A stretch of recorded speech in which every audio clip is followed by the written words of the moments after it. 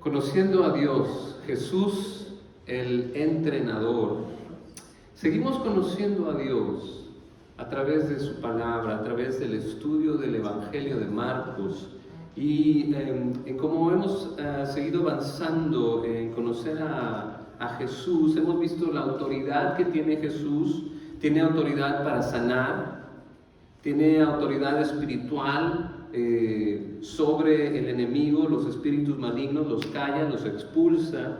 Vimos que también tiene autoridad para perdonar pecados, algo que solo Dios puede hacer, solo Dios puede perdonar pecados. Entonces Jesús no es un simple profeta que habla en el nombre de Dios, sino que es Dios mismo, porque Él mismo perdona pecados. Es el Hijo de Dios, el ungido, el Cristo. Y el domingo pasado veíamos que Él es el más indicado para enseñar sobre las Escrituras, porque Él mismo es el autor y es Dios y es el maestro de las Escrituras. Él tiene la última palabra en lo que realmente quería decir en la Biblia. Él sabe la intención de la ley y interpreta mejor que nosotros lo que quiere decir la palabra de Dios. Sobre todo veíamos el domingo pasado en las prácticas del ayuno y del sábado, del día de reposo. Jesús enseña, es un maestro, pero un maestro con autoridad sobre la materia. Él es el autor de la Biblia y entonces Él puede desenredar la confusión y explica la intención que tiene la ley, aunque a veces esa interpretación esté en contra de algunos otros líderes religiosos como los fariseos y los maestros de la ley de ese tiempo. Entonces, en la narrativa hemos estado viendo cómo hay una oposición a Jesús, que le empiezan a preguntar cosas, a decir cosas, pero aquí ya toma un giro no tan inesperado. La oposición de Jesús va más allá de decir, no, las cosas no son así, va más allá. Mire lo que dice la Biblia en el Evangelio de Marcos, porque Jesús no solo enseñaba, sino que practicaba lo que enseñaba. Y mire lo que hace en un sábado, dice ahí en el capítulo 3 de Marcos. En otra ocasión entró a la sinagoga y había allí un hombre que tenía la mano paralizada. Algunos que buscaban un motivo para acusar a Jesús no le quitaban la vista de encima para ver si sanaba al enfermo el sábado. Entonces Jesús le dijo al hombre de la mano paralizada: ponte de pie frente a todos. Luego le dijo a los otros: ¿qué está permitido el sábado? ¿Hacer el bien o hacer el mal? ¿Salvar una vida o matar? Pero ellos permanecieron callados. Jesús se les quedó mirando, enojado y entristecido por la dureza de su corazón, y le dijo al hombre: extiende la mano. La extendió y la mano quedó restablecida. Tan pronto como salieron los fariseos, comenzaron a tramar con los herodianos cómo matar a Jesús. Jesús había enseñado que el sábado se hizo para el hombre y no el hombre para el sábado. La ley de Dios es para beneficio del hombre, no es para que se convierta en una carga, y en eso se había convertido. Los religiosos de ese tiempo habían puesto aún más cargas sobre lo que decía la ley. Y entonces Jesús pregunta: ¿qué está permitido hacer el sábado? ¿Hacer el bien o hacer el mal? ¿Salvar una vida o matar? Y a Jesús le dolió el silencio. El que no tuvieran compasión de alguien que estuviera enfermo, el que no tuvieran compasión por el dolor ajeno porque era sábado. Era más importante el sábado que el dolor ajeno. Su temor de Dios estaba ahí, pero estaba mal encaminado. Porque Dios es un Dios de amor y de compasión, y entonces estaban haciendo una mala interpretación del mandato de respetar el sábado. Entonces Jesús estaba yendo en contra de los líderes religiosos de su tiempo al hacer algo que ellos pensaban que no estaba permitido. Así que Jesús sanó al hombre declarando que el sábado se hace el bien, se sana, se salva, se da vida. Y ahí es donde entra el giro de la historia, que no es, pues no es tan sorpresivo, porque la gente estaba empezando, los líderes estaban empezando a ir en contra de Jesús. Tan pronto como salieron los fariseos, comenzaron a tramar con los herodianos cómo matar a Jesús. Estos fariseos, lo interesante es que no se llevaban con los herodianos. Los herodianos eran los vendidos al imperio judío, que eran los gobernantes de Jerusalén, puestos por el imperio romano. Y estos fariseos pues eran bien judíos, cumplían la ley y eran bien nacionalistas, pero con el fin de matar a Jesús se alinearon con ellos. Se unen estos grupos para matar, para destruir a Jesús. Entonces, lo que hace Marcos, el Evangelio de Marcos, nos muestra que Jesús tenía una estrategia. Jesús tenía un plan para prevalecer, aunque muriera, aparte de la resurrección, obviamente. Jesús lo que hizo, su plan era dejar discípulos, dejar alumnos que le siguieran. Jesús entrenó a otros a hacer la voluntad de Dios, la voluntad del Padre. Entonces aquí hemos visto varios títulos para Jesús, y yo le puse a este Jesús el entrenador. Jesús el entrenador, porque empieza Jesús a actuar como un entrenador. Habíamos escuchado el llamado de Jesús a sus discípulos: vengan, síganme y los haré pescadores de hombres. Y lo que les empieza a enseñar, que no hay tarea pequeña. Miren lo que le empieza a enseñar a los discípulos en el versículo 7. Dice: Jesús se retiró al lago con sus discípulos y mucha gente de Galilea lo siguió. Cuando se enteraron de todo lo que hacía, acudieron también a él muchos de Judea y Jerusalén, de Idumea, del otro lado del Jordán, y de las regiones de Tiro y Sidón. Entonces, para evitar que la gente lo atropellara, encargó a sus discípulos que le tuvieran preparada una barca pequeña, pues como había sanado a muchos, todos los que sufrían dolencias se abalanzaban sobre él para tocarlo. Además, los espíritus malignos, al verlo, se postraban ante él gritando: tú eres el Hijo de Dios. Pero él les ordenó terminantemente que no dijeran quién era él. Jesús empieza dando pequeñas tareas a los discípulos, que uno podría decir que no son tan importantes, pero ellos obedecen y aprenden la obediencia y cooperan para la misión de Cristo. Y claro, es importante lo que Jesús le pide. Recuerde que el reino de Dios trata sobre su rey, no sobre nosotros.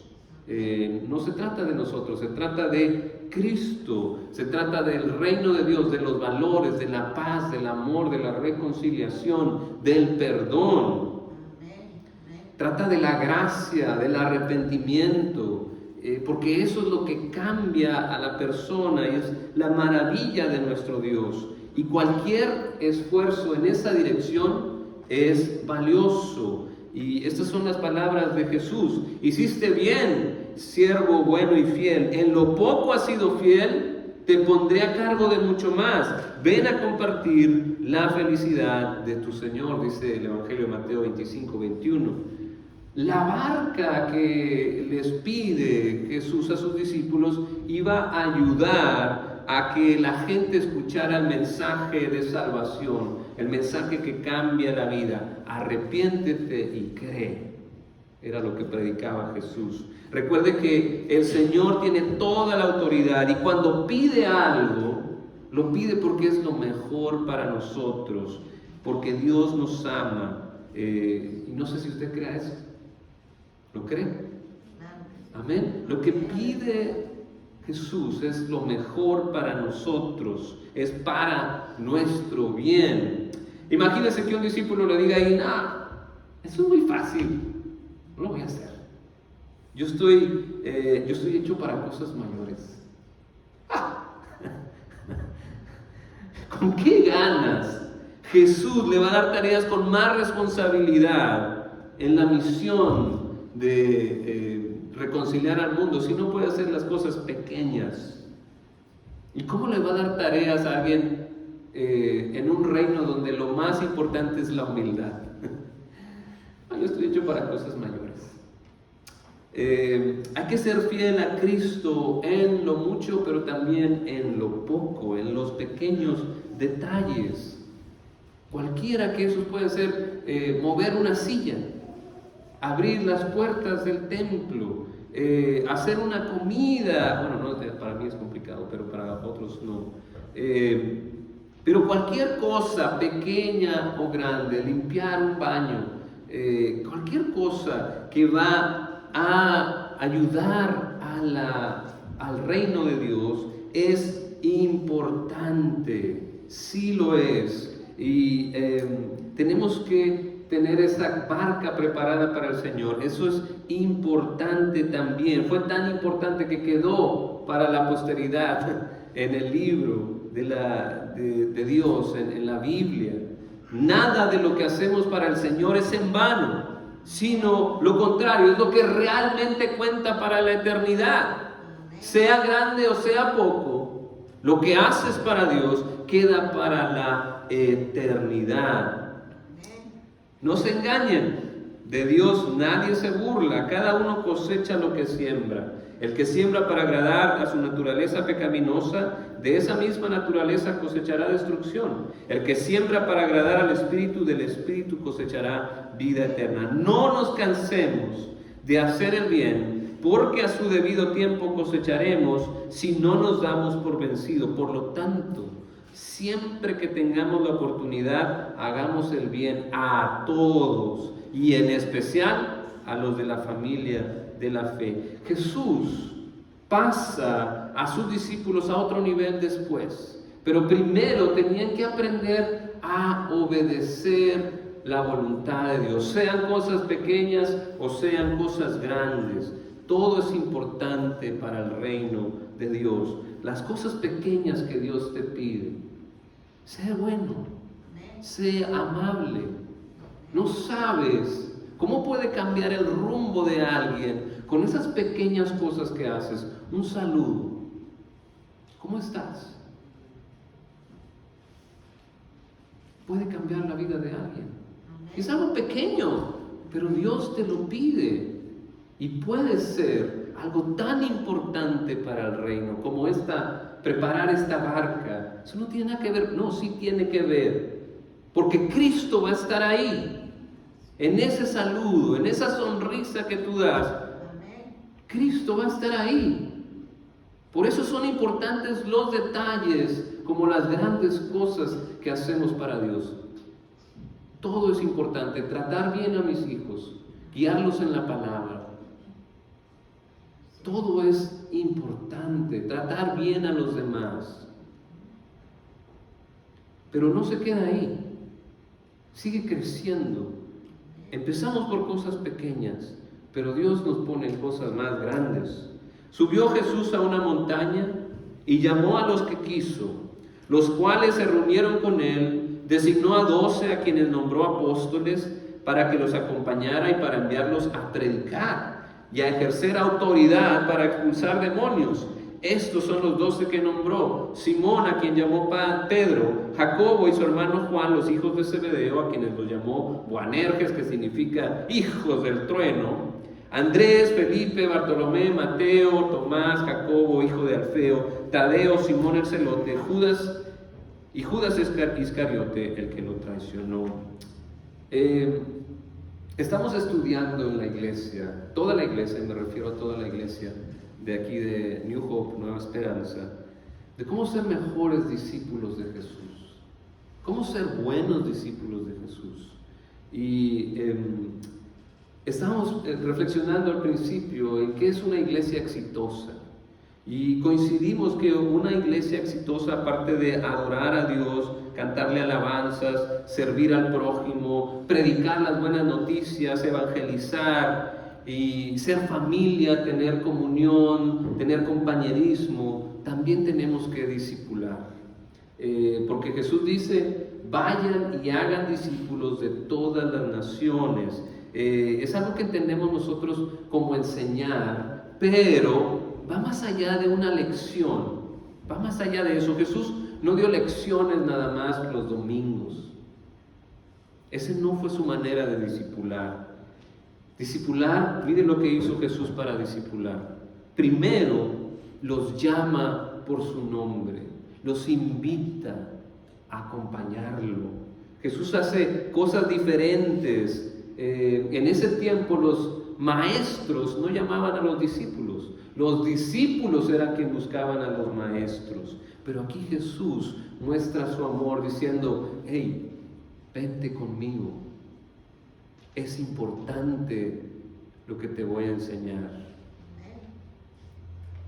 Aquí vemos cómo se establece el amor de Dios. Él es el que ama primero y nosotros respondemos a su amor y nos llama por nombre. Dios es un Dios personal, te conoce, sabe cómo te llamas y te hace la invitación. ¿Qué le vas a responder a Jesús? ¿Vas a considerarlo tu maestro, tu entrenador, tu rey, tu jefe, tu Señor? La invitación está abierta, el reino de Dios está cerca. Y eso significa, cuando viene un reino, decía la otra vez, si un reino viene a invadirnos, te va a preguntar, ¿tú eres de este reino o de mi reino? Cuando el reino de Dios está cerca es cuando tienes que tomar la decisión. Y Jesús dijo, el reino de Dios se ha acercado. Arrepentidos y creed. Arrepiéntanse y creen. Tiene que tomar su postura. ¿Está con Jesús o no está con Jesús? Pero no hay términos medios. La invitación de Jesús está abierta. Si usted quiere, puede aceptar a Cristo como Rey, arrepentirse de sus pecados, confesar sus pecados, reconocer que es un pecador y pedir perdón. Y Dios lo va a perdonar, Jesús lo va a perdonar. Y si usted quiere, Él puede ser su Rey y su Señor. Y de ahí en adelante, ser un discípulo de Jesús, alguien que sigue a Cristo, no alguien que hizo una oración y ya, sino alguien que sigue a Cristo, que ha sido limpiado del pecado y ahora aprende de Jesús, que deja que Cristo sea su guía, su Rey. Ahí es cuando empiezan a cambiar las cosas, de ese momento en adelante, cuando uno se convierte en un discípulo, en un seguidor, pero no termina ahí. Designó a 12 a quienes nombró apóstoles, es decir, un apóstol es alguien enviado para que lo acompañaran y para enviarlos a predicar y a ejercer autoridad para expulsar demonios. Sin duda, un discípulo de Cristo puede hacer estas cosas. Pero Jesús los entrena, no fue de un día para otro. Tuvieron que pasar tiempo con Él. Porque Jesús les enseña sobre la verdadera vida, sobre el reino de Dios, cómo son las cosas en realidad. El amor, el perdón es más fuerte que el rencor y que la venganza. Eso lo tuvieron que aprender. El poder no viene de la posición, viene del servir. Eso lo tuvieron que aprender. Lo acompañaron, eso es parte del discipulado. Por eso les digo que no es una clase y ya. Jesús compartió su vida con sus discípulos, comía con ellos, compartía alegrías y tristezas, buenos y malos momentos, y les enseñó cómo es el reino de Dios. Parte de nuestro llamado es pasar tiempo con la persona o las personas que discipulamos. Tratar de que se les pegue algo de Cristo, de sus actitudes, de sus maneras de responder, de sus hábitos espirituales, de orar, de perdonar, de ser manso y humilde, pero también con el poder del Espíritu Santo para hacer la voluntad de Dios. Y eso no se logra con una clase una vez a la semana, sino se hace compartiendo la vida con los discípulos. Y ahí no se queda la cosa. Después de que los discípulos pasaron tiempo con Cristo, con su maestro, Jesús los envía. Órale, mijito, a practicar, a crecer, a ver lo que se siente, aprender por tu propia cuenta, predicar el mensaje de arrepentimiento y esperanza en Cristo, que el reino de Dios está cerca y que viene acompañado de demostraciones de poder, de liberaciones del mal, de opresión, de sanidades, de alejar el poder del enemigo. Esos discípulos fue lo que hicieron y nosotros también lo podemos hacer. En el estudio que estamos teniendo en la iglesia, en la escuela dominical del pastor Jim Putman, la iglesia de la vida real, así se llama, no son casos de la vida real, pero es la iglesia de la vida real. Yo tuve un momento de ajá que comparte al estudiar las escrituras. Una de las pocas oraciones registradas de Jesús está en el Evangelio de Juan en el capítulo 17. Y miren cómo ora Jesús con el Padre. Le dice: yo te he glorificado en la tierra. He acabado la obra que me diste que hiciese. Ahora pues, Padre, glorifícame tú al lado tuyo con aquella gloria que tuve contigo antes de que el mundo fuese. He acabado la obra. Y muchos pensamos que Jesús vino solo a morir por nuestros pecados. Jesús solo vino a morir. No nos importa su vida. No nos importa su vida. Jesús vino a morir por mí. Eso es lo que a veces pensamos, pero no. Aquí dice Jesús: yo ya acabé la obra y no había muerto, ni había resucitado, y dijo: yo ya cumplí, ya hice lo que me pediste. Entonces, ¿a qué se refiere? Si no es la muerte y la resurrección de sí mismo. Se refiere a esto: he manifestado tu nombre a los hombres que del mundo me diste. Tuyos eran y me los diste, y han guardado tu palabra. Ahora han conocido que todas las cosas que me has dado proceden de ti, porque las palabras que me diste las he dado, y ellos las recibieron, y han conocido verdaderamente que salí de ti, y han creído que tú me enviaste. Amén. Jesús dijo: ya hice discípulos. Ellos ya aprendieron, ya cumplí, ya entrené a los discípulos, ya entendieron que tú eres el Padre, de que tú me enviaste, ya recibieron tu palabra, ya están listos.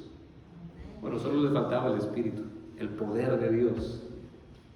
Pero ya estaban entrenados y sabían la tarea que iban a tener. Por eso ora por ellos. Fíjense lo que dice. En esa misma oración dice: no ruego solo por estos, ruego también por los que han de creer en mí, por el mensaje de ellos, para que todos sean uno, Padre, así como tú estás en mí y yo en ti. Permite que ellos también estén en nosotros, para que el mundo crea que tú me has enviado. Los discípulos estaban entrenados para ser discípulos. Ese es el encargo. A eso es a lo que Dios nos invita, a ser parte de la misión que cambia al mundo, que le regresa la esperanza al mundo, que acaba con las mentiras del enemigo, que limpia del pecado y hace todo mejor. Usted sabe y está de acuerdo que el mundo está caído. ¿Cuánto dolor usted no ha visto o ha experimentado? Y la única respuesta es Dios, es el Evangelio. Y eso se logra a través del discipulado, que tú conozcas a Cristo y que ayudes a cambiar al mundo, que el mundo pueda tener la oportunidad de creer, la oportunidad de ser restaurado, de recuperar lo que el enemigo le ha quitado: la paz, la alegría, la esperanza, el amor. Todo eso se logra con el discipulado. Jesús entrena para que a los discípulos que llamó, para que cambiaran el rumbo, hacia el camino de Dios, aprendieron, fueron transformados por el poder del Espíritu, y luego esos discípulos hicieron otros discípulos, y esos hicieron otros discípulos, y esos hicieron otros discípulos. ¿Y cómo sé? Porque usted está aquí, por el discipulado, porque alguien me discipuló a mí, y alguien lo discipuló a usted. Porque eso es lo que transforma al mundo. Fue lo que a mí me dio esperanza y cambió mi vida, porque alguien se tomó el tiempo para discipularme, para enseñarme, para mostrarme al Padre. Y eso no se logra una vez a la semana y sentarse. Hay que compartir la vida. Y yo te invito a que escuches al entrenador, que digas que sí al llamado que te está haciendo, que pases tiempo con él, que Cristo te discipule, pero que también aceptes ser discipulado por alguien. Que aceptes ser discipulado por alguien. Todo ese proceso se hace en la iglesia, no hay otro plan. Dios solo tiene una iglesia, es de su plan, es la iglesia. Es el plan de Dios. Y se hacen discípulos en la iglesia. Todos trabajamos con ese fin. Dar gloria a Dios, alabar al Padre, servir a los otros, compartir la alegría y hacer discípulos. Eso es lo que hacemos como iglesia. Así que tenemos que aprender. Yo te invito a que vengas los domingos a las 10:30 y vengas, no, yo también siento ese llamado, venga y aprenda y crezca, que no se quede como un niño espiritual, como un bebé espiritual, que sí, yo creo en Dios y ya, no me pidas más. Es un bebé espiritual, no sabe nada, no conoce las escrituras, no sabe las promesas que hay, la responsabilidad que tiene como portador del evangelio de Jesucristo. No se quede como un bebé, no se quede como un niño que nada más piensa en sí mismo. Crezca, sea un joven espiritual que sirve a otros, que pone primero a Cristo, y sea un padre espiritual que ayuda a otros a crecer, que discipula a otros. Eso es lo que estamos aprendiendo y me emociona, porque si hacemos eso, vamos a hacer la diferencia aquí donde Dios nos puso. Aquí donde Dios te puso puedes hacer una gran diferencia, y créeme que la necesitas. Hay gente que se la pasa llorando, que se la pasa solo, que ha sido dañada por el pecado, y tú puedes ayudarlo a sanar. Tú puedes enseñarle que el pecado no es el rey que le va a dar destrucción. Tú tienes la respuesta en Jesucristo. Hay libertad, hay paz, hay amor. Pero tienes que crecer espiritualmente. Y si tú no has crecido, entonces déjate discipular. Deja que alguien te discipule.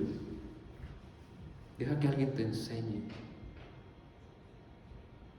Y una vez que has sido enseñado, que has pasado tiempo con Dios y con otros que sirven a Dios, que son discípulos, conviértete, deja de ser un niño, deja de pensar solo en ti espiritualmente, y crezcas y pienses en los demás y los ayudes a los demás a crecer. Tu familia lo necesita, tu trabajo lo necesita, tu escuela lo necesita, tu comunidad lo necesita.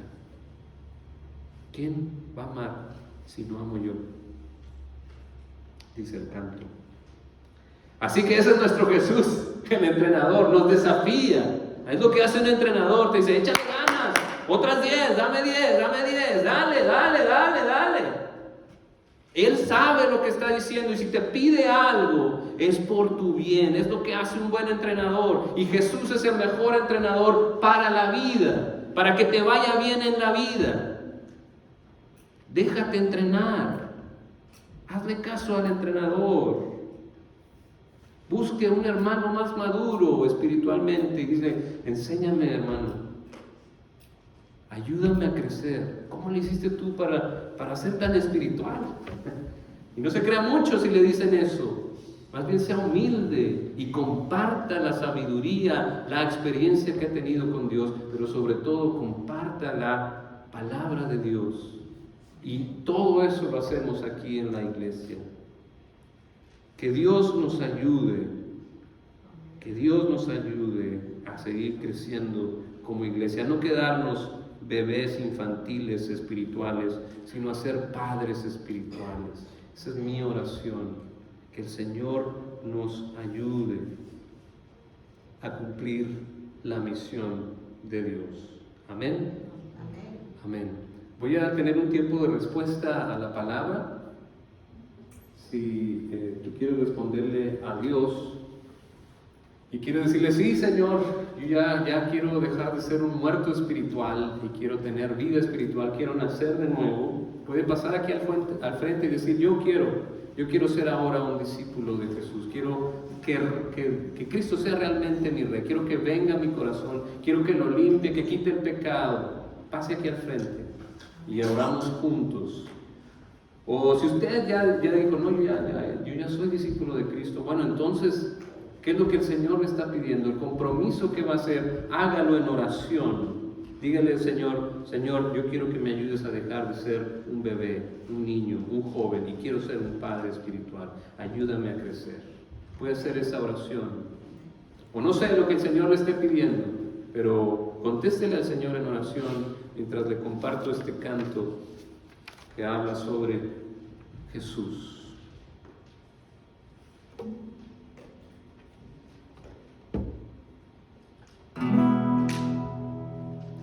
De gloria en gloria te veo, cuanto más te conozco, quiero saber más de ti. Mi Dios, cuán buen alfarero, quebrántame, transfórmame, moldéame a tu imagen, Señor. Quiero ser más como